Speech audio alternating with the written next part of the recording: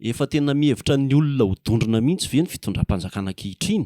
Noho izao ny nona sy tsy ampy sakafo, afaka iray volana sy tapany no hoe idina ny vidin'ny kapoaka ny vary. Raha iverenina kely ireo asa natao hoe goavana, nandanina ny volam-panjakana sy nitrosana vola tany ivelany dia eo zany ny kianjan'ny Barea, ny teleferika ary ny Coliseum naorina ao anaty rova. Efa manodidina ny 7.7 miliara ariary be izao no lany, fa mba nitondra inona marina ho an'ny vahoaka malagasy, ho an'ny firenena moa izy ireo. 3 taona ty aoriana tezitra ireo manam-pahefana rehefa misy miteny hoe ratsy tatana ny firenena, kanefa mibaribary be ilay fitantanana tsy mahomby. Mivoaka ny vola be laninany amin'ny zavatra izay manaitaitra sy mety hoe nofinofina vondron'olona, tsy mitera-boka-tsoa iombonana akory anefa. Mba ahoana ny momba ny ery Madagasikara izay potika tanteraka izao? Io koa ny jirama efa tsotsofina.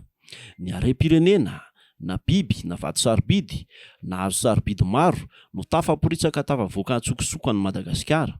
Mitombo isa ny fanorenana trano mijoalajoala sy fiara faran'izay raitra tena lafo, fa mitombo isa manaraka izany ihany koa ny matory an-dalana, mangataka mirenireny sy mitenyrery eny rehetra eny.